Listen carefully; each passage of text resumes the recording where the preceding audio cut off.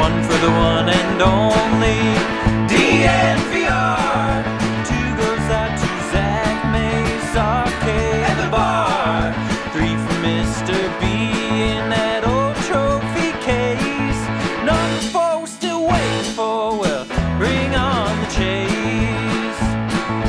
Out on the field at Mile High, Broncos win is our desire. Couple with a break, brew and a friend, bleed orange and blue to the bitter end. Come and join us, DNVR. We are DNVR. We are DNVR, and we are live from the undefeated preseason lounge. Boat horn. Man, what a fun time. You know, only very few teams can say not very few teams, but it's not exactly common to go undefeated in the preseason. Now, you know how many times the Broncos have done it? how many? 5. 5 times. Okay. And you know what this one was, though? They gave up the fewest points ever in those 5 times. What about PPG? Because there was only 3 games. Don't know. Good Okay. question. 7. I find it hard to believe that anyone's done better. Everyone Zach wants to tell you about the 2 teams that went undefeated in the preseason and then 0-16 in the regular season. But what they don't tell you about is the 8 teams who have gone undefeated in the preseason and won the Super Bowl. Hey, how about that? Yes. So which path are the Broncos on? Right down the middle, right in between them. But we'll get to all that in a second. First, want to give a shout out to our presenting sponsor, MSU Denver. MSUdenver.edu/online. Online is where you can go check out all they have to offer.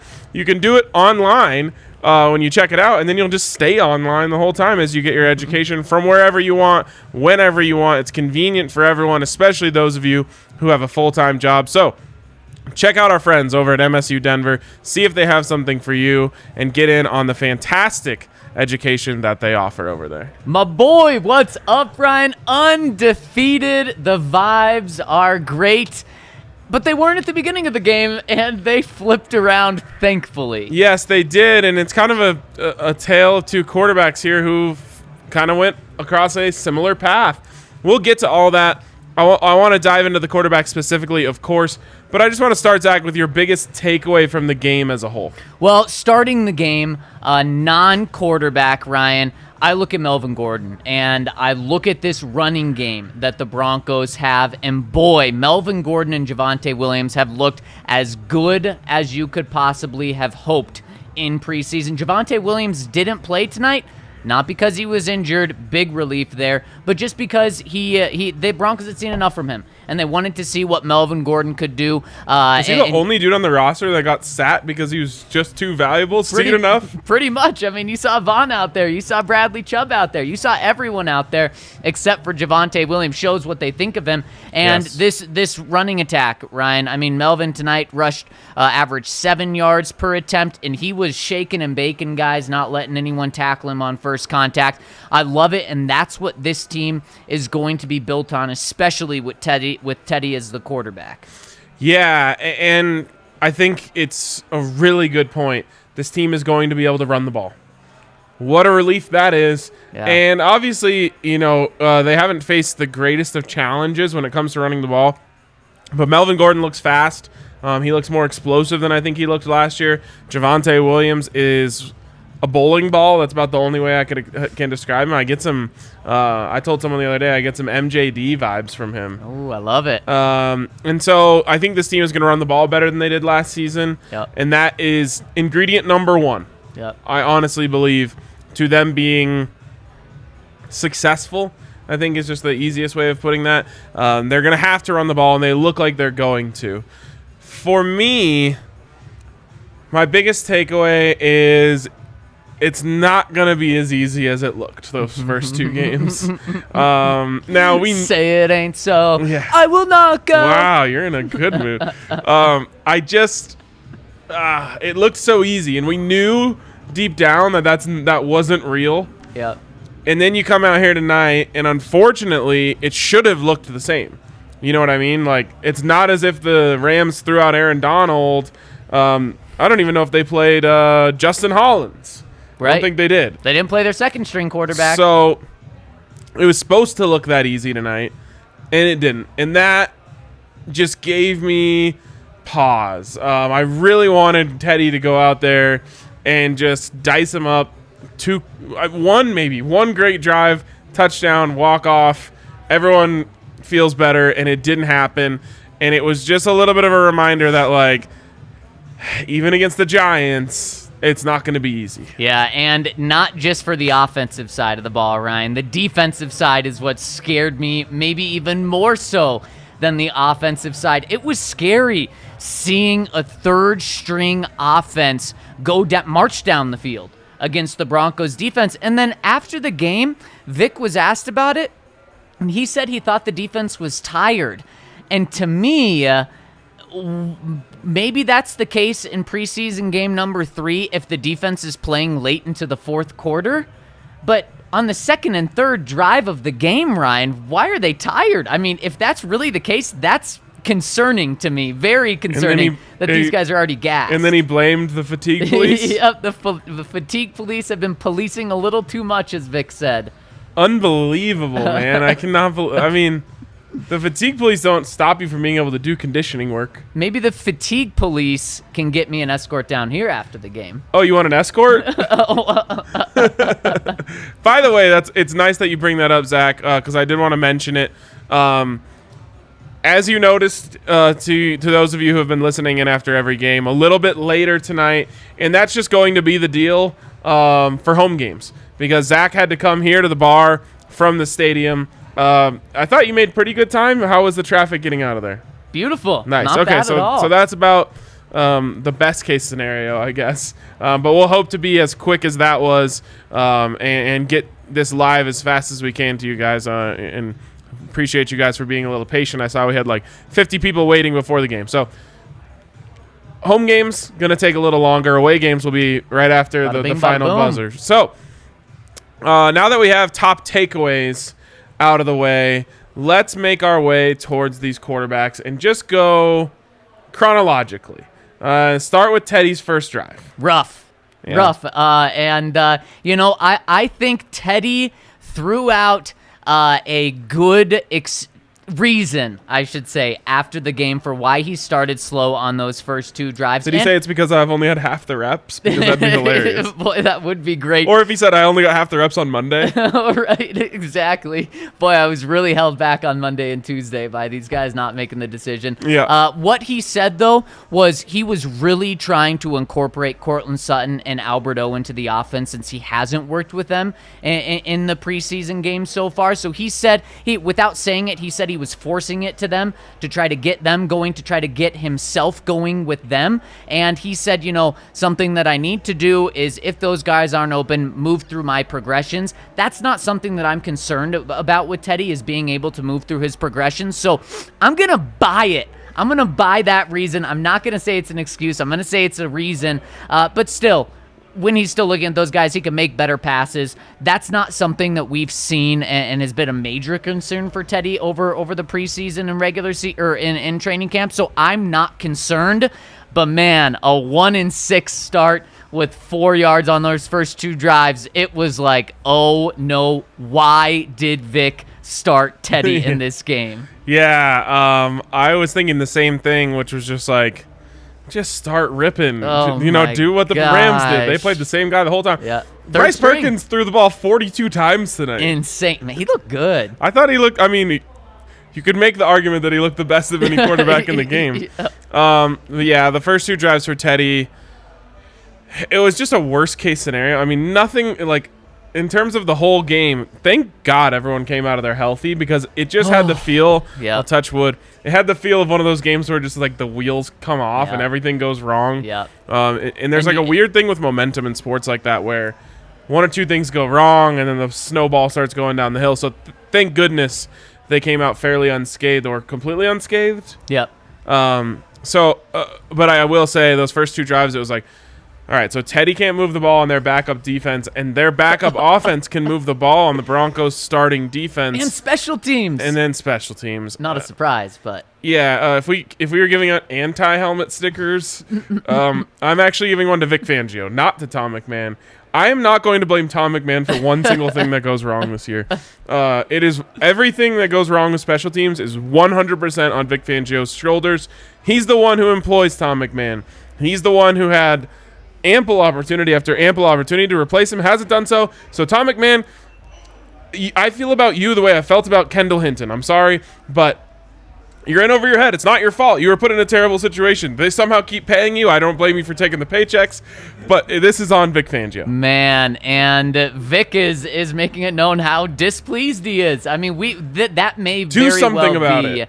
The first change we see, Ryan. Good God. I can't. I don't understand. I just don't understand. I don't understand. I mean, it's the same thing. I almost tweeted out, like, sarcastically, like, man, I guess Tom McMahon wasn't the problem. The new special teams coach is still. Oh wait, they didn't fire Tom McMahon. They're still going with that. That's the problem. He's got a good gig, if you can get it. I feel bad, like going at him so hard, but it's That's been why bad. You transitioned. It's been bad. Yes, it's been bad consistently You're for on to 3 Vic years, now. and now it's all Vic's fault. Every last bit of it is Vic Fangio's fault. Okay, so then after the 2 drives that get off to a rough start. And what was weird really quick about those drives, Ryan, is the run game was looking good. Melvin Gordon was cooking. He was averaging 7 yards per rush. So there was no excuses for the passing game not to work. Right, and Teddy just looked off. I don't know. He was just off. Yep. And that'll happen. And I think one thing that Vic said after the game, which was important to realize, was after the fact, he liked that the offense went up against adversity. He liked that the defense went up against adversity and how they responded to that, because he said, as much as we liked those first 2 games where we just dominated, in the regular season you are going to face adversity. So how do you bounce back? So it's like practicing incompletions. Right, exactly, which Teddy did at the beginning of this game, and so did Drew. Yeah, they were both practicing hard. Any boo birds? No boo birds today. Good job, Broncos Country. Even after 1-6 start. I thought after going 1 for 6, I thought after the last one where they had to punt again, I was like, oh God, here we go. Or like a "We want Drew" chant. I thought that was on the table. Yep. No boo birds, but I think there was a lot of clenching from the offensive staff. Yeah, I think so too. A lot of sphincters. Then they get. Their hands are tied. Vic Fangio's hands are tied. He cannot leave his quarterback out, ending the preseason on 1 for 6. Nope. And I, again, was just, please don't let this come back to bite him. I couldn't do it for our sake, Ryan. I could not handle 2 weeks, because not just 1 week till the first game, 2 weeks of this. Yeah, absolutely. But I was just thinking to myself, like, gosh, remember when we used to just say, like, no matter what button Vance Joseph presses, it's always the wrong one? And that's how I felt about that decision. I was like, oh, God. He's going to put him out there. Something bad is going to happen. And it's just going to look so bad on him for forcing him out there another time. Not literally physically forcing them, but forcing it to try and get some positive momentum. And it pays off. Courtland Sutton finally gets involved on the big 3rd down conversion. I believe it was 3rd down, 3rd and long conversion out there. I wanted to play the highlight, but we don't want to get attacked by the NFL. Just go search it. Probably if you just search Courtland Sutton on Twitter, you can find the highlight. He absolutely left the DB in the dust, got himself wide open on the sideline. That moves the chains. They get all the way down in there. And then Teddy with, I don't know, I mean, in terms of throws in the preseason, right up there with the top throws of Drew's 80-yarder, the one he threw to Salbert last week, and then the rolling left, turning the hips and delivering a perfect ball to Courtland Sutton in the end zone to finish it off. Just a huge sigh of relief for everyone. Oh, my gosh, big time. 5 for 5 for 58 yards and a touchdown on that drive. That's when you pull your quarterback and say, I'm done, calling it a night. He still finishes with the passer rating over 100, which is very impressive. And what you love to see the most was Courtland Sutton get involved with Teddy, because that's something that not just with Teddy, but we haven't seen Courtland Sutton really heat up in this camp. And so it was great to see him heat up in the final preseason game at home in his first action. 2 catches with the touchdown there. He was cooking. And Ryan, DK, DraftKings, king of the game, Courtland Sutton. So good to see him and Von Miller back tonight. Kale, you want to bring up the king of the game for us? It is, in fact, Courtland Sutton. We didn't get all fancy with the stats. He flashed in his return. Yep. Yeah, exactly. That's 10 fantasy points in a quarter. Yes, a quarter and a half. In one drive. Yeah. 2 catches, 27 yards, and a touchdown. Really, to me, it just came down to that break he made to the sideline on the 3rd down play. That's when I breathed a big sigh of relief, said he's not afraid to cut. He's not afraid to do anything. He looks like old Courtland. And then that play in the end zone, I mean, he should be your guy down there. He's such a big body, such a big target. Loved seeing him go down to get that again, going down to his knees. Yep. Just little things that you'd like to see the trust in there. And that makes him our king of the game. Yeah, I mean, as a commenter just said, he's king of the court. On the field down there today. And on that play, I loved it because it showed so much heads-up awareness by Courtland to just keep the play going. And then by Teddy, we've seen how comfortable he is in the pocket, manipulating in the pocket in those first 2 preseason games, stepping up, having the clock in his head. But then this one, he gets out, shows that he still has mobility. That wasn't something I was concerned about, but I know some people were concerned about. He's not going to be a Joe Flacco in there in the pocket. He can still get out and make those plays. Yeah, his mobility, I don't know who to compare it to.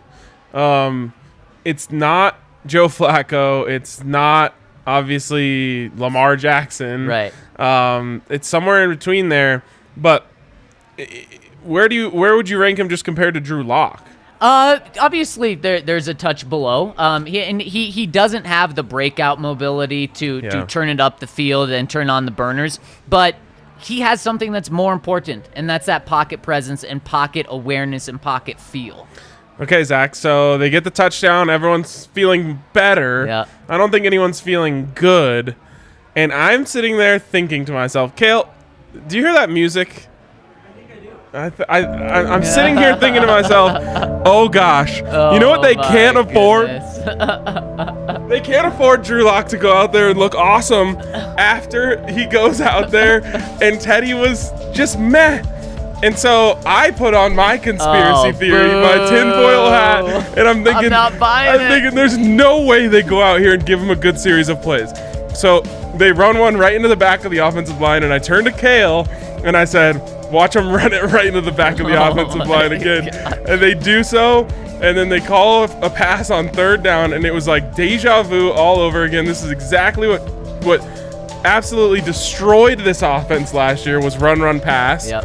And it just felt too coincidental that the thing that they just knew didn't work last year happens to be what they go out there and do as soon as Drew gets out there.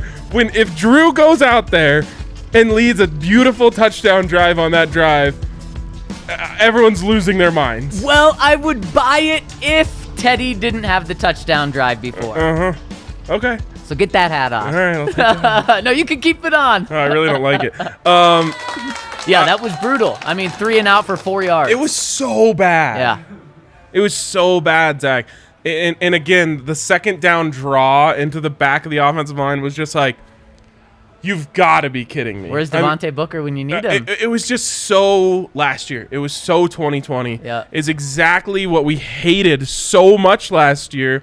And what to me is a big part of the Drew Lock story of last season is just how bad the play calling was. And I was literally calling it play by play. Here's what's going to happen.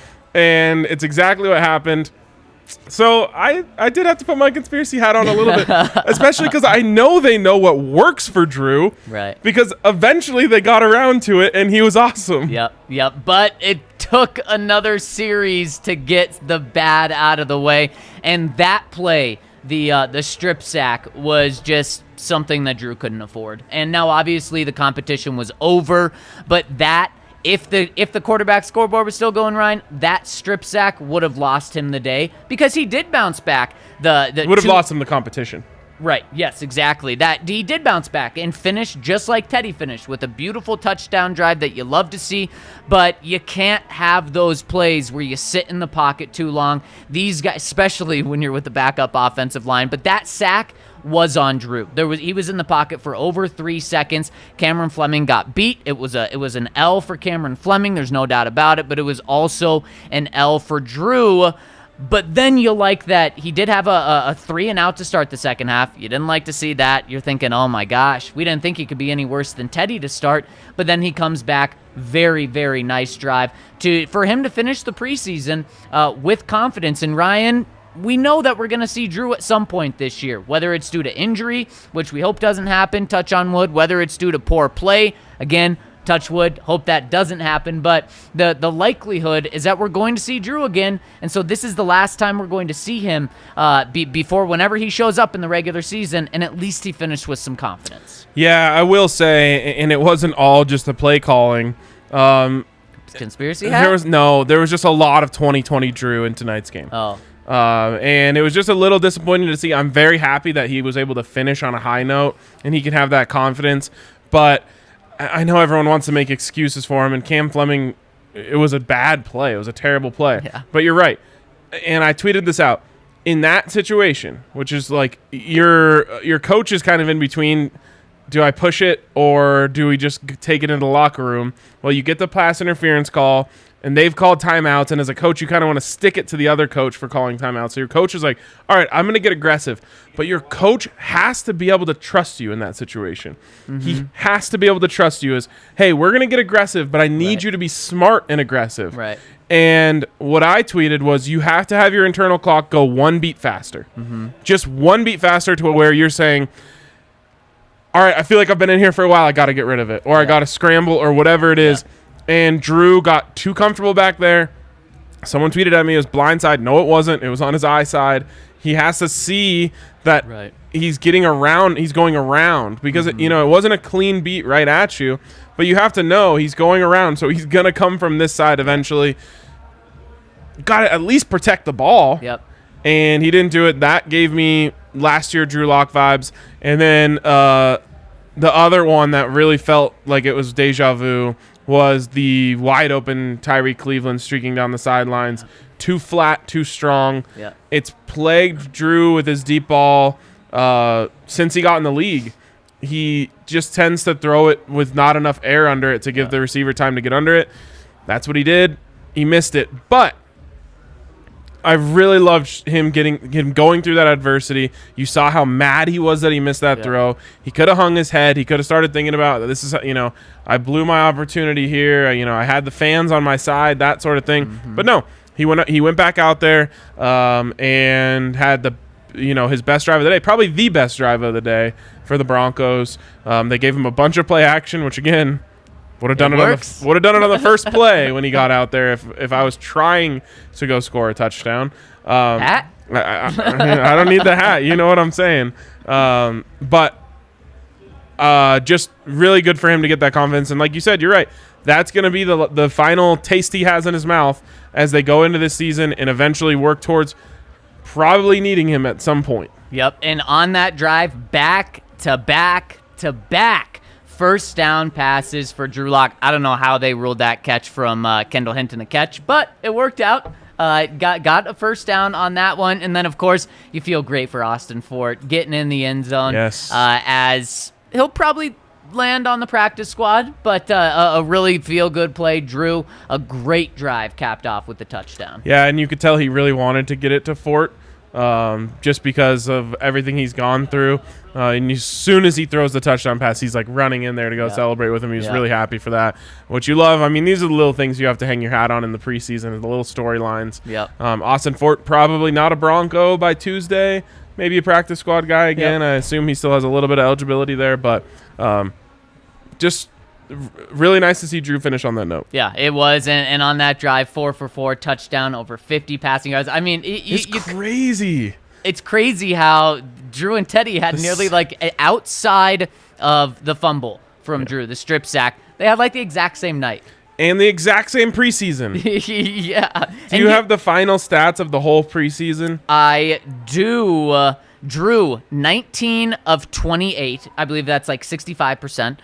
298 yards, 3 touchdowns, 138.7 passer rating, and 1 strip sack. Okay. Pretty darn good. Yes, very good. And for Teddy, I'm pulling it up right here. He was 22 of 30, so over 70%, 241 yards, 3 touchdowns, no picks, 130 passer rating. Ryan, they kind of each played like a whole game over the preseason, and you love it. The worst of the 2 quarterbacks has 130 passer rating. Right, and it's funny because, again, if you take away the strip sack, you really would have, after this game, would have been able to make a case for Drew ends up with 8 points higher passer rating. Yep. He has the bigger play, Yep. all that stuff. Unfortunately, someone tweeted at us and they said, if the competition wasn't over, where would it be tonight?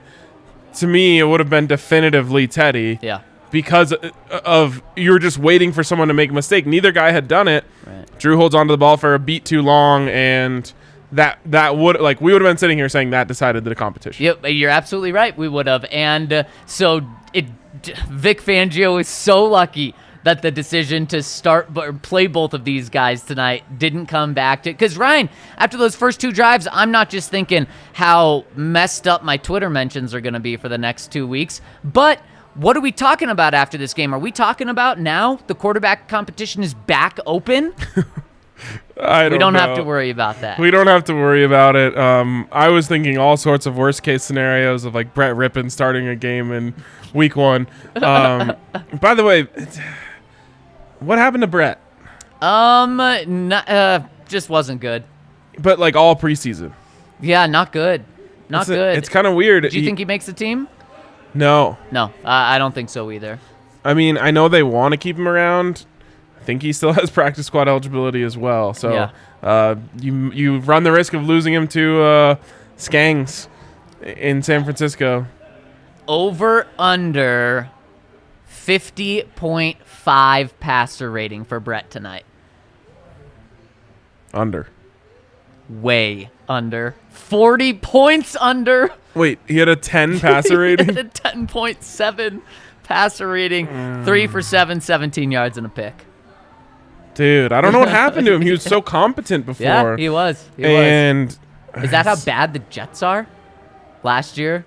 God. I mean, maybe the Broncos' third team is just really bad this year. That could be it. Yeah. All right, before we get onto our helmet stickers, a helmet sticker for our good friends over at Breckenridge Brewery. Cheers to you guys. To that. Little RK special here, celebrate an undefeated preseason. You never know when you get to celebrate being undefeated. And being in the winner's lounge for 3 straight games? If that happens this year, I will do 2 shots on there. Oh, how about that? In an RK special? No, I don't want to do that. Okay. No. That would ruin the RK special. It could be a special RK special. Yeah, no. So, yes, Broncos win 3 straight. I'll do back-to-back shots on air. I like that. Anyways, speaking of undefeated, Breckenridge Brewery's undefeated. Literally every single beer that they put out is elite.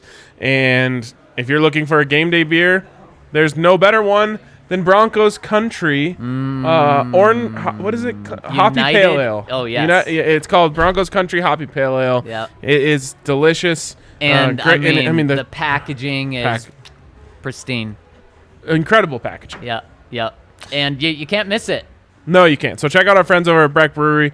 Get their beers, get their seltzers, get their lemonade seltzers, all of it. It's all great. I mean, if we're talking about being hooked up with the best, Ryan, you got to hook yourself up with the best, especially if you're looking to hook up. And that's with our friends over at Manscaped. Make sure to check them out for the Lawnmower 4.0. It's just the best in the biz. That's their specialty, and there's a reason it's their specialty. It's because the Lawnmower 4.0 is the best razor out there. I don't care what you're talking about, but specifically for below the belt. And why not just get the Performance Package 4.0 when you're at it, because you get the Lawnmower 4.0 plus everything else that you need for below the belt. But they also do stuff above the belt, Ryan. They have so many great products that you need to check out. And if you use the code DNVR. You'll get 20% off and free shipping over at Manscaped. So check them out. Get the Lawnmower 4.0. Get the Perfect Package 4.0. And be ready to just be hooked up in the best possible way. I think that's what Melvin Gordon used to take off his dreads. And now he looks way faster. He does, yes. You see the coat he was wearing after, too? Oh, yes. I believe he got that from one of the vintage shops I follow on Instagram. He probably did. What was I going to say? Oh, yeah, you can also become a member at thednvr.com. Get your questions answered on this show every day, especially in the podcast side of things. You can get deals on all of our merch. By the way, a ton of new merch coming, including new Broncos stuff. So keep an eye out for that. You'll get a free shirt when you become a member, and so much more. I could go on forever, but I won't because we got to get to helmet stickers. So, Zach, I will give you the first sticker to give out. Who you got? I'm starting with the guy who I started with to show off, Melvin Gordon. He looked really good. That's all we need to see, Melvin Gordon. And he looked just like you wanted him to. Ryan, this backfield looks like it's going to be so much fun and going to be a top 5 backfield. And we didn't even get to see Mike Boone in the preseason, which is really sad. Yeah, exactly. That's a good point. There was that other guy, 32. He looked good. Yes, he did. He was moving his feet. He was spinning around and having fun. Won't make the team, but Scott, you look good. His name is Scott. Yeah, Michael Scott. Okay. No, it's not Michael Scott. Those guys are going to be awesome. Man, first helmet sticker for me. All right, I have a strategy here. Who I'm going to. Uh-oh. Kind of windy outside. We looking over our shoulder. I am going. You'll see where I'm going eventually. My first one is going to Albert Okwuegbunam. Oh, you took it from me. Looked great out there. Looked smooth out there. How was the pronunciation on the broadcast? Was it okay? You know, I'll tell you in the press box, it was like, dude, just stick with Alberto. Yeah. It wasn't too bad. It wasn't too bad. Okay. Yeah, I was impressed with him. He looked smooth out there. Drew got on the ball. I'm down with him trying to hurdle anyone anytime. He's like, you're not gonna crouch. I don't care. I'm still jumping. I know. That's what I was saying at the bar. I was like, the guy didn't even ever look like he was going low. He broke down perfectly and just stood there. And you're just like, yep, I'm going over you. He's like, I'm gonna show you my knee is good by ramming it into your helmet. Right. That's exactly what it was for me. It's the same thing I was saying about Courtland. He showed he was confident in his limbs, and I like that. We love when you're confident in your limbs, yes, especially over at Manscaped. Yes, they'll make you confident in every one of your limbs. And every hanging part. I love the way Alberto looked, and I love that Teddy and Drew intentionally tried to get him involved. And Ryan, he really looked like he's going to be a big part of this offense, especially with the first team. Noah Fant, non-existent. Now, obviously, he didn't play tonight, but you know how many catches he had in the first 2 preseason games? 1. 0. You know how many targets he had in the first 2 preseason games? 1. 0. Oh, my 0. gosh. I mean, so that's just crazy. And then so Noah doesn't play tonight, dealing with a little bit of an issue, which Vic doesn't think is going to be serious or impact him. But we see Alberto get out there playing in Noah's spot, and he gets 4 targets tonight. 3 catches, 23 yards, and did have that one drop, which was tough, especially for Teddy. That was like the one that was supposed to get Teddy going, and what was dropped. But then he turned back around and was good. Wait, maybe that was. I think that was the first one that a defender. Oh came and yeah, hit him got it right. Yeah, yeah. Yeah, just nice to see him out there moving around. Didn't look quite as fast, I feel like, as he did, but it's those fatigue police, and just not letting him get into shape. I'm going to Jonathan Cooper for a helmet sticker. This guy, I mean, think he could start for a lot of teams now. 2 Sundays from now. Yeah, I completely agree. They actually give helmet stickers out at Ohio State.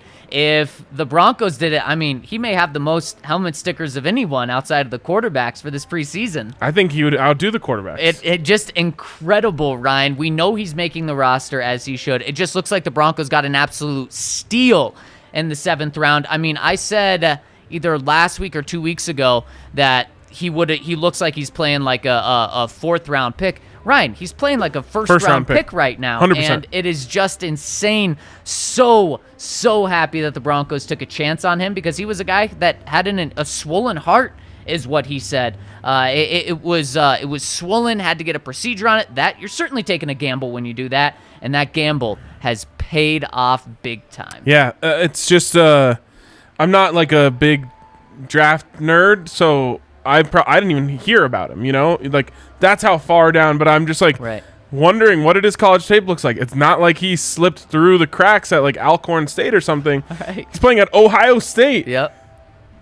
If he looked like that, how did he fall? Right. Yeah. I mean, I realize there's the health concern, but he's an animal. Yep. And he had a tackle for a loss today. Just a beast in the run game. Pressure after pressure. And that's what's so key is that it's not just one phase of the game that he's good in. Like we saw with Malik Reed last year. He was really good at rushing the quarterback, needed to beef up in the run game. It really seems like Malik has done that, by the way. He's been really stout. But Jonathan Cooper, just a stud in both ways.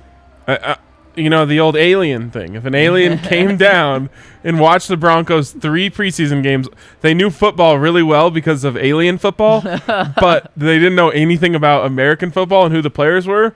They tell you Jonathan Cooper's the best player on the Broncos. Yep, exactly. they certainly would. Number 53 gets a helmet sticker. Yeah, absolutely deserving. All right, next helmet sticker. Speaking of the best player on the Broncos, it's quite arguably this guy. It's Von Miller.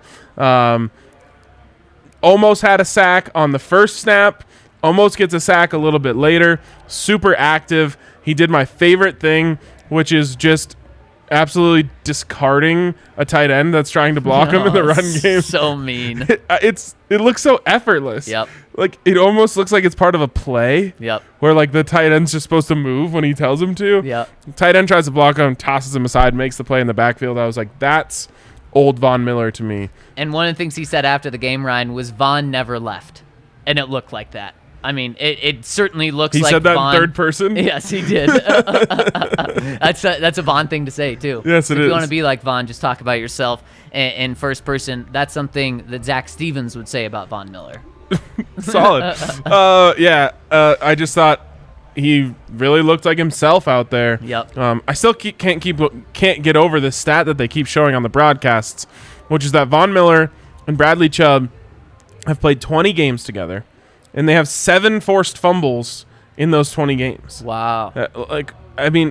It just seems like that's so ridiculously high to me. That's absurd. So basically, you're guaranteed a forced fumble 1 every 3 games, and they haven't even been good. I mean, outside of that stat, they have not lived up to what this duo is supposed to be in 20 games. Right, but we talk about this defense needing to create turnovers, and if you can get strip sacks and that sort of thing, it's going to be transformational for this offense, I think. The same way that the offense not turning the ball over can be transformational for the defense. So just happy to see Von back.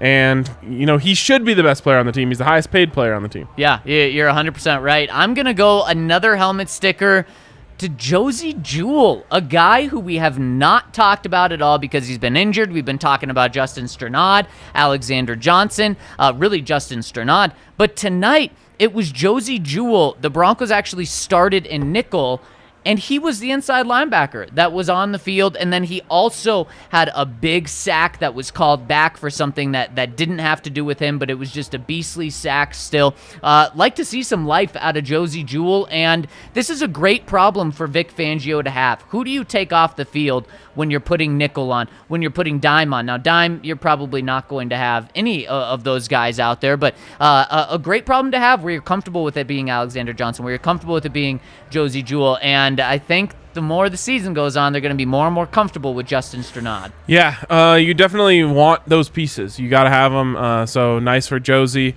And then this guy, I mean, he already has our king of the game, but I just want to finish off my theme here, which is all the guys who played in their first game back tonight. It's Courtland Sutton. We called him the DraftKings king of the game. He was awesome. He looked like Courtland Sutton.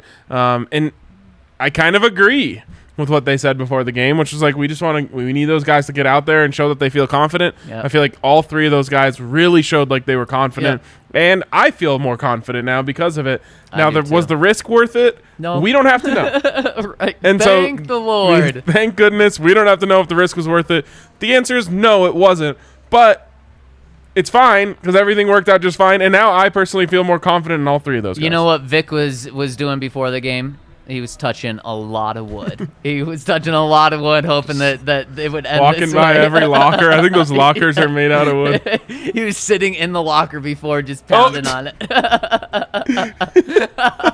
Wow. I was doing this. The wrists were out, not the other way around. Make sure someone cuts that and turns it into a GIF. Yes, it is 11:25. Yeah, I was told as I was walking out by a very nice lady that worked in Power Field Mile High. Wow, you look really tired. Your eyes are so tired. I'm like, wow, thanks. Can I just give a pro tip to everyone? Don't Never say that to anyone.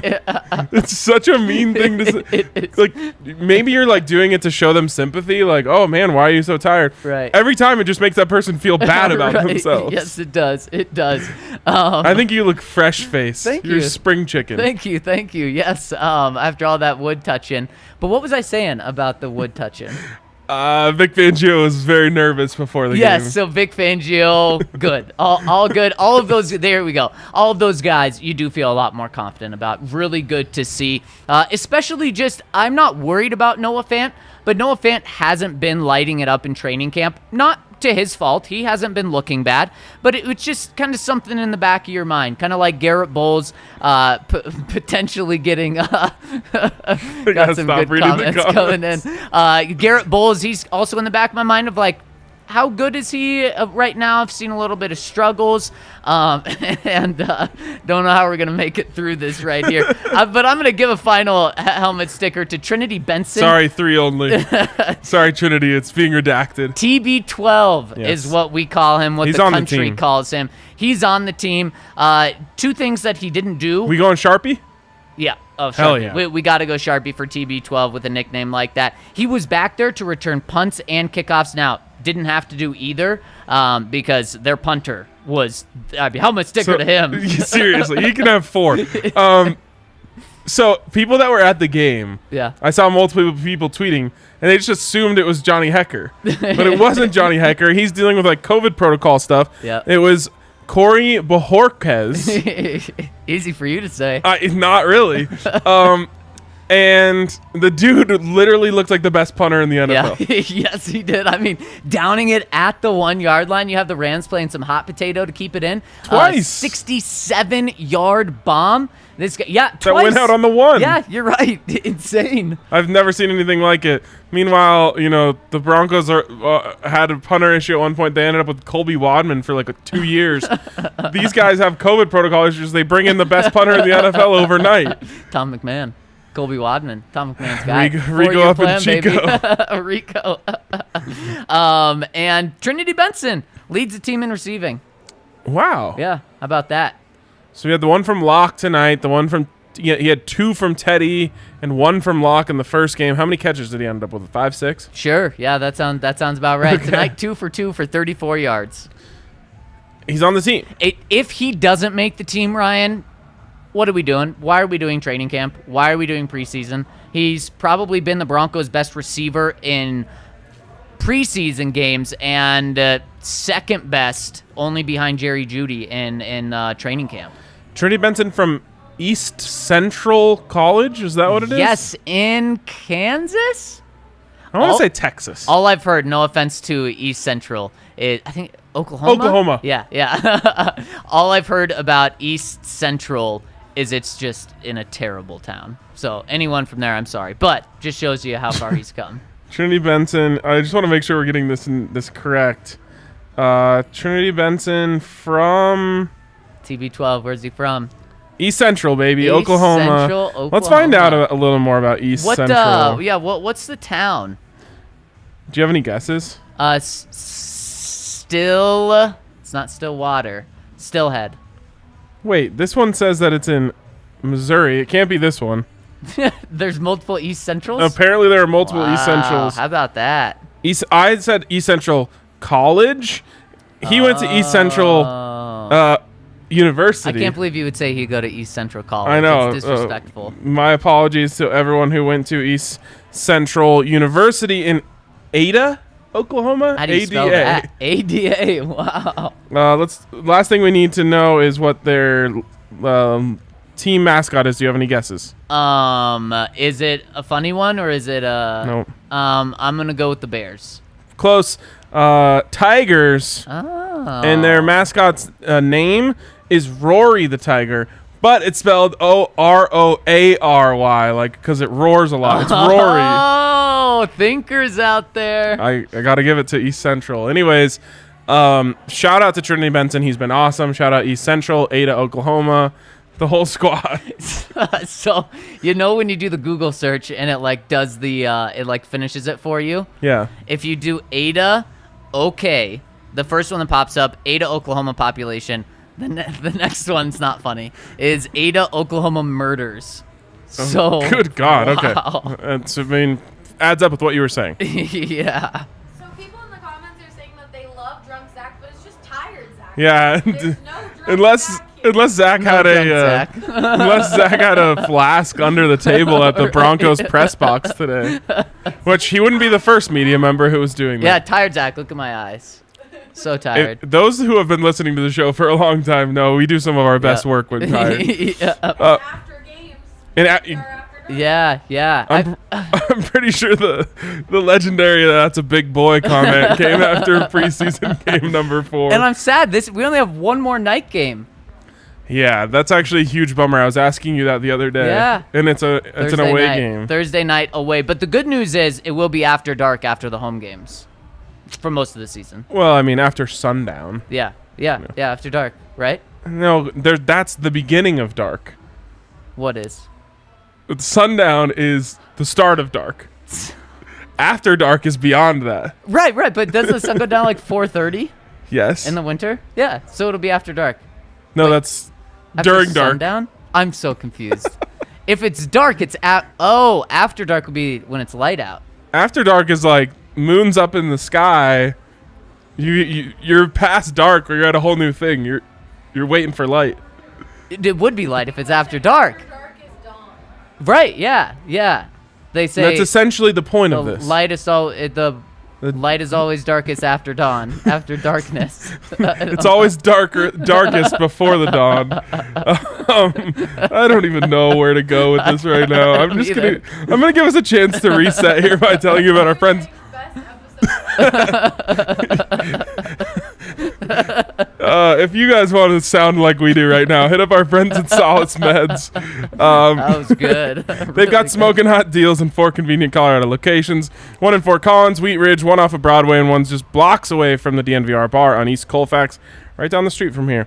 They've got some awesome deals, including Dixie Elixirs 2 for $30, Spectra 20% off, Ripple 25% off, and on and on and on. What the best part about when you go over to Solace Meds is you laugh like this. No, that's not. The best part is that you take the deals they already have, then you take the deal of DNVR 20, you stack it on top of that, and then you can also get a free Solace Bar or King Cone when you use that code DNVR. So go to Solace Meds and use that code. Gosh dang it. Go ahead. Gosh dang it. Who are we out here? We're Phillip Rivers. Something that's not funny. We have the preseason sillies. I gave some bad advice about this game. Thought the Broncos are going to kill them. How did the Broncos not kill the Rams tonight?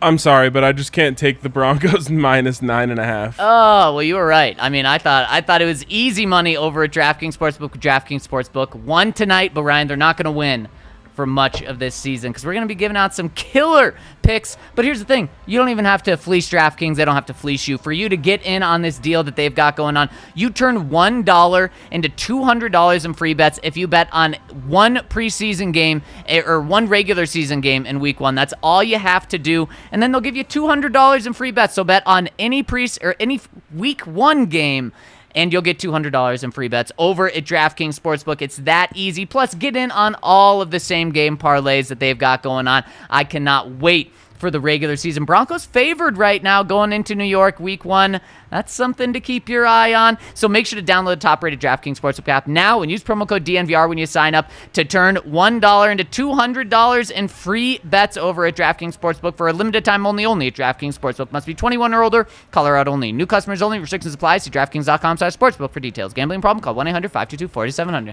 Gosh darn it.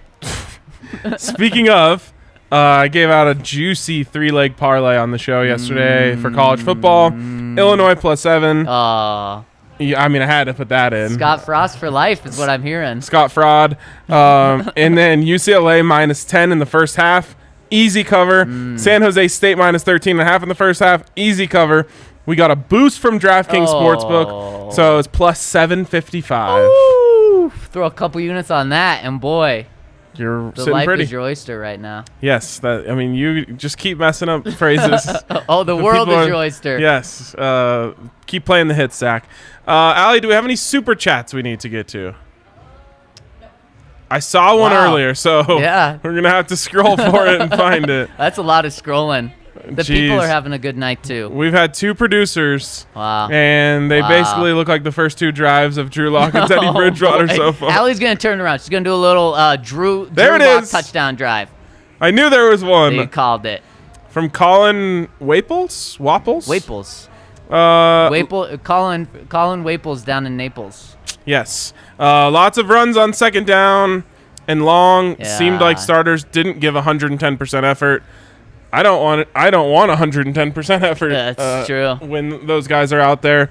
But I mean, last year the Broncos ranked one of the highest in the entire NFL in terms of runs on second and long, which a lot of like old school coaches will say the only way you can prove you're committed to the run is if you're willing to run on second and long. Then just don't be committed to the run because it does not work. Well, Pat Shurmur, he's committed, baby. He's committed to 3rd and 8. Oh, gosh. That's a bad position, not just for Drew Lock. For anyone. For anyone. Yeah, anyone. I mean, certain quarterbacks, it doesn't matter. Right. But it's still, they don't want to be there ever. Right. No. And for Teddy, he's going to have to hit those little ones. Again, not all his fault. There's just a lot of like little timing routes that just seemed off. The one to Tim Patrick, way off on a short throw. He needs to hit those short ones to keep on schedule. So you're not, because if you get into 2nd and 10, you know what's coming. Yep. Especially after an incompletion on the first one, they're going to run the ball. Yes, because they don't want to go bang, bang, bang, 27 seconds off the clock and punt. Gosh. Oh, no. They can't. So you got to really make sure you get those first down 4-yard completions. Yep. Yeah, you have to. And so, it's a great point, Colin. And we're going to find out in week 1 against the Giants whether it was an excuse or a reason of what Bridgewater said after the game, saying that, he was just really trying to force it to those guys to get him in a rhythm. If he continues to be off with them, then it's more of an excuse than a reason. And you really hope that that's not the case. Something that Teddy said after the game, which I loved, Ryan, which just reminded me of this. He was asked about I gotta find it right here. He was asked about. I gotta find it again. Here we go. He One more time. Solace meds. He was asked about some fans not liking him being named the starting quarterback, and he said, "I'm not a salesman. I love playing football. I love playing for the Denver Broncos." And that's just... That was salesy. He sold me. It was salesy. And that's who he is. He's such a likable dude that if he plays well, which I think you could say about anyone, but if he plays well, the fan base is going to absolutely love this guy, at least for as long as he plays well. Zach, what is your read on the locker room's feeling towards Teddy Bridgewater being named the starter over Drew? I think most of them agree with it and like it. It was weird, though. We touched on it, Ryan, just about how we didn't like the way Vic Fangio and Pat Shurmur approached naming Teddy the starter over Drew, and just how mad they were about the whole thing and how they really sold Drew after saying that he wasn't the better quarterback. We thought that was weird. We also talked to Garrett Bowles and Von Miller right after they named Teddy the starter, and that was also just weird. I mean, I thought both of those guys were really just trying to show their support for Drew by how well they talked about him. It was just weird. I mean, it was a very similar mindset that Pat Shurmur and Vic Fangio had when talking about just really pumping up Drew, saying good things about Teddy, but pumping up Drew more. I do think that speaks more to they just wanted to protect Drew instead of what they thought about Teddy. But I do think behind the scenes, the guys knew that that's probably their best chance to win right now. Yeah, I get the feeling it's like a friend thing. Like they are all friends with Drew. He's also a really likable guy, and it's like okay, so for whatever reason, you end up in a competition with another co-host. Don't say this. And they come in and they're just doing like slightly better numbers. Shut your mouth. And I'm just like, but I really, really like Zach. And like the other people are saying like, I know how this ends. They're saying, yeah, the numbers are just slightly better with this new guy. We got to go with it. We got, we got to do what the advertisers want. And in the end, I'm just like, okay, I guess I understand, but I feel I'm really bummed about my guy Zach. Like I feel like how they are with Drew. They're like, he did everything he's asked for him. The numbers were good. Right. We really like him, and somehow it didn't all work out for him. I mean, that stat line you read, 19 of 28, 230 something yards, 298 yards, 3 touchdowns, no interceptions. Yeah. It's like, how is that not enough to win the job? Yeah. But it wasn't. Yep. And I think that's why there's like this, they just feel really bad. Yeah. And they've seen how much he's put into this. And I think that's the toughest thing for Drew is, boy, he did try. It was not a lack of effort, and everyone saw that as well. But, Ryan, what I'll say is, if tonight's my last show, it's been a fun one. What if that touchdown to Austin Fort could technically be the last throw we ever see from Drew Lock in a Broncos uniform? Yep, it very well could be. Because as we said, Ryan, especially if that's his last throw of this season, he's not the quarterback next year. His future is not here in Denver. Let's play that chord for a second. Oh. What does that look like? Why would the Broncos not keep Drew Lock around next year when he's cheap and experienced? It's a good question. It's the same question we asked about Trevor Siemian, right? Right. Well, and they just messed that up. They shipped Trevor out to try to give Paxton another chance, and then they ended up just cutting Paxton. Trevor would have been so much better to keep as the backup. Trevor Siemian was like a tailor-made backup for Case Keenum. Exactly. And John Elway, his best pick at quarterback, he says it was too good of a pick because it made my first-round pick look bad. So I'm going to trade him out. Really weird. Really weird. Very weird. But it is a good question about Drew. Why would you not keep him? Maybe it would be doing right by Drew and saying, we're done with you here, and you may have a better start or better chance to start somewhere else or be in a competition, because I don't think the Broncos are going to do this again next year where it's Teddy versus Drew. Here's a reason, is if Teddy does well enough to be the Tyrod Taylor and then you draft a Josh Allen next year, you draft a first-round quarterback, then there's no room for Drew. You don't need Drew to be your third quarterback. So you trade Drew for fourth-round pick or something just to get something back in return, and then you have Teddy in a competition with a rookie. That's where Drew Lock really doesn't have a place here. Yeah, and I was thinking for a second now, like, okay, what if they bring in Aaron Rodgers? Drew's a great backup for Aaron Rodgers, a great person for him to learn behind. The problem is his contract expires after that year. Right. So what are you going to do? Sign him up based off of not seeing him play for 2 years? Right. Probably not. Doesn't even make sense in that regard. For him, he has to go somewhere where he can play. And I'll just say this. The Broncos are setting up like something that could just make them look so incredibly dumb, which is Drew Lock going somewhere else and putting it all together. Now, tonight, I had a bit of a realization with Drew, and it's like, it's not always like this, but when everything goes right on the play, he's so good. Yeah, he is so good. He throws rockets. He can get it to any spot on the field. He is an NFL starting caliber quarterback. Yeah. When things start to go wrong, it just gets really wonky, and just things can kind of go haywire for him. And that's when you have things like the strip sack, or you just have him make bad decisions because all of a sudden, like, he gets sped up and just doesn't see the field as well. I don't know if that can be learned. I don't know if it's ever going to click for him. But if for whatever reason he was able to slow things down a little bit when they go wrong, and then he can be that guy when things go right, he really can be a really good NFL quarterback. And I cannot imagine the reaction around here if, I don't know, let's say he ends up in Indianapolis next year and they're done with Carson Wentz or whatever. They're maybe going to have to start Jacob Eason in week 1, I'm seeing. Yikes. And Drew becomes the guy there, and becomes the guy there. Oh my gosh. It's legitimately in the realm of possibility. Yeah. Just look at the stats you just read off, he can do it in this league. And that would be a massive bummer for George Payton to start off his NFL GM job in Denver like that.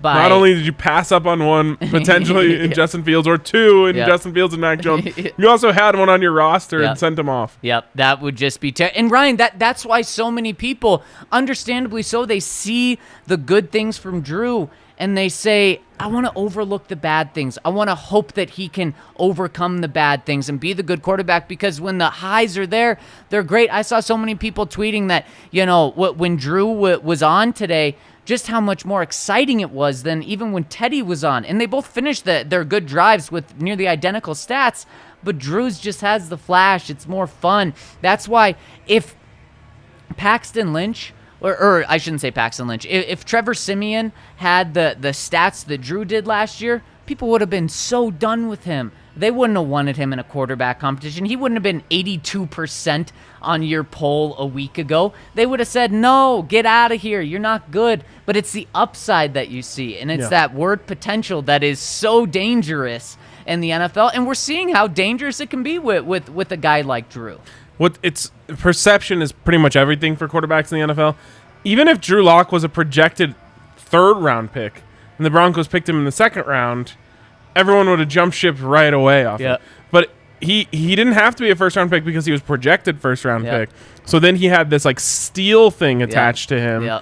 And it changes everyone's. It's the same thing as, last year, while he had his ups and downs. If that was a rookie season for a first-round quarterback, everyone would point to all the positives. When you don't have the benefit of the doubt, everyone points to all the negatives. It's an interesting thing. You hope that the evaluators on your team are going a little more in depth than that, but it never goes away what was originally thought of you. Right, exactly. So Ryan, we're talking about Drew. Over under when we see him this year, I'll set it at 7.5. Week 7.5. I mean, I feel like if I was just betting the odds here, the under would be the smarter play. Yeah, which is crazy. And you have to think we're going to see him this year. He's played in 16 games once. It was his second year in the NFL. The year before he had that terrible injury. He played in 16 games in 2015. Okay, so let me ask you this. The Broncos they've played 6 games. They're 3-3. It's week 7. Teddy Bridgewater is out for 1 week. He has a mid-ankle sprain. Mm-hmm. Can't go. Drew Lock goes out and throws for 290 yards. Actually, he puts out the exact stats that he did in the preseason. My goodness. 18 of 28, or whatever it was, 19 of 28. Yep. 294 yards, 3 touchdowns, 0 interceptions. The Broncos win. I don't know who they play in week 7 off the top of my head. Maybe the Browns. The Broncos win the game. Woo. Now what? You have to start Drew. And I was going to say, until you said these numbers this good, if they won the game but Drew was just okay, they go back to Teddy just because of, again, Vic Fangio giving the nod to Teddy. They go with Drew. You can't not go with Drew, especially because Teddy hasn't been doing fantastic. If they're 3-3, it's been average. Yeah, you go with Drew. You have to, but really short leash. Okay. If he comes out and there's a pick in the first half, that next game the Broncos are down 7 in week 8. It's Teddy coming out at halftime. Okay. And that's so terrible worst case scenario when you're flip-flopping quarterbacks left and right. But again, when jobs are on the line and there's desperation involved and the team isn't done. Yeah. Remember when they brought in Brock Osweiler and started him against the Eagles? They were done. Oh, that was such a bad game. But they weren't done then. Yeah. And I'll never forget. I've brought it up many times. He kept saying ball security is job security. Ball security is job security. And on the first series, he throws it deep into triple coverage to Isaiah McKenzie of all people.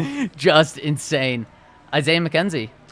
Yes, the newly vaccinated. Yes, he is. Week 7, Cleveland. in Cleveland. Good call. Holy cow, if they were to win that game with Drew balling out. 3 touchdowns, no interceptions. My goodness. And then you have that would be on a short week, too. So he would just, people would be going nuts. Then he would have a long week to prepare the next week for Washington at home. 2 good defenses. Drew, someone should clip this and send it to Drew Lock. This is what Right. he needs to build up in his head as what he's preparing for, right? Drew watches anyway. So, Oh, that's true. Yeah. It's true. This is what he needs to be preparing for. Right. At some point during this season, I'm going to get a chance, and when I do, I'm going to put a stranglehold on that position and never give it up again. Yep. And even if it doesn't end up being here, which I think in this dream scenario we're talking about, eventually he plays so well that he remains the starter. But even if it's not here, he has an opportunity to go out there and prove to someone else that he should be their quarterback. Yep. And if he goes out and balls this year, maybe it is. He is the guy that the Broncos treat as their first-round pick next year, and he is in another quarterback competition. I'd find it hard to believe it'd be with Teddy Bridgewater. I think if he's in a quarterback competition, it's with someone else next year, which I don't know if that would be a veteran or a young guy. But he is still young enough where if he shows upside this year, Ryan, teams are going to jump at the opportunity to maybe not make him the starter, but another quarterback competition. Yeah, it's so interesting. There is also an opportunity where he doesn't play at all this year. And I will always be thinking what if with Drew Lock. I think there's so many circumstances that have just gone against him in his career. Obviously, he didn't play very well last year. But the COVID season, the year is a new offense, a new center. All those things did not help him at all. Now, again, he could have played better and we wouldn't be having this conversation. Yep. But he didn't have a lot of things going his way. Firing Rich Scangarello was not going his way. And T.C. McCartney, by the way, he had a great relationship with both of those. That was a bad break for him, I think. Yep. And then just the fact that Teddy Bridgewater played so clean that he didn't have an opportunity to win the job. And then again, Teddy stays healthy all year, doesn't get a chance here. He's probably not getting a chance somewhere else. Maybe he's in a quarterback competition, but I just think circumstances played a role in his career to this point. And I'll be thinking about that until he gets another opportunity, if he gets another opportunity. Ryan, the Broncos traded a 6th-round pick for Teddy Bridgewater. Would they be in a better or a worse position right now if they had done that same deal for Gardner Minshew, since Minshew was just traded to the Philadelphia Eagles, which, by the way, I think Philadelphia is a perfect city for Gardner Minshew. I think he's going to be so loved there. Jacksonville worked for him too, though. He's very versatile. I was thinking, where could he not go? I don't think L.A. or New York. No, he definitely could. Just not the vibe. That's not his vibe. Jorts in L.A. or New York? He'd just switch it up. Oh, you think he'd be going tux? Like pastels. Oh, man, I'd love to see a pastel Minch. The Broncos would be better off. With Gardner? Yeah. Would he be the starter over Drew? Would he have beat out Drew? I think we had this conversation in the offseason, and I said yes. And I think so, too. When we were ranking them, that all of these middle quarterbacks he had to trade a late-round pick for, Gardner would have been the best one. Yeah, I don't understand what the hell the Jaguars just did. No idea. No. So you split reps to a decision that you knew you were going to make. Right, to maybe try to increase his trade value? Is that the thought? And then they got a 6th-round pick? I have no idea. Ryan, we were talking about we would trade a 3rd for him in this offseason. Yeah, I think so. Just so weird. And, you said it at first. You did not believe in Urban Meyer being a good coach in Jacksonville. I thought he would get a 2nd contract. Not because necessarily of who he is, but Trevor Lawrence. He's trying his best to mess it all up. He literally he's doing the Vance Joseph. Every button he presses is the wrong one. All right. I think we've been going on for a while here. Allie, is there anything specific that you saw we needed to get to in the comments? Nope. All right. Well, I guess Allie thinks all of your comments suck. No, I'm just kidding. All right. They're talking with each other. I figured. Very good. I was That's just giving. sad. That's okay. Happy and sad. It's what is happy is the Broncos went 3-0 in the preseason. Yeah. The quality of schedule is not very good. It's like what probably Alabama's going to play in their non-conference schedule. But you got to take care of who's in front of you. Yep. They did that. I Yep. feel like they built a lot of confidence for a lot of different players, including Teddy Bridgewater, who's going to be the starting quarterback of this team. And they kind of also get 3 cupcakes as much as you can in the NFL to start the regular season as well. So it's not going to be that easy, but it's almost like this perfect, really easy, a little bit harder, and then you're going to get to the really tough stuff at the end of the season. Yeah, week 4 is when we hope the real evaluation starts. Because if the real evaluation has started before, the real evaluation will be over. yes, that will be bad. Ryan, just before we're over tonight, couple things coming up. Cut day is Tuesday. We're going to have a tracker for everything you need to know. Vic Fangio said he and George Payton are going to have a real talk about the roster tomorrow. So wouldn't be surprised to see some cuts come in tomorrow, Monday, Tuesday at 2 p.m. They've got to make their cuts. We'll be following that. I think on Monday we'll probably be doing a pod talking about who's going to get the final roster picks. And then 2 weeks from tomorrow, baby, here we go. It's coming up quick. And yeah, we're going to do a roster prediction show on Monday, so make sure you tune in for that, of course, right here on the YouTube channel. And also, everyone, smile. Broncos still haven't lost this year. And if you're smiling and you want your smile to look even better, head on down to Green Mountain Dental Group, where you can get a free Sonicare toothbrush when you schedule a cleaning, x-ray, and exam. And what you'll love about Green Mountain Dental Group is they will treat you like family down there. They're part of our family, the DNVR family, and they've supported us for a long time, including throughout the entirety of the pandemic. That kind of stuff means a lot to us. So we'd love if you made them your dentist if you need any work done in the metro area. But for tonight, that is going to wrap it up for us on the DNVR Broncos postgame show. Thank you to everyone who tuned in, and we will see you on Monday.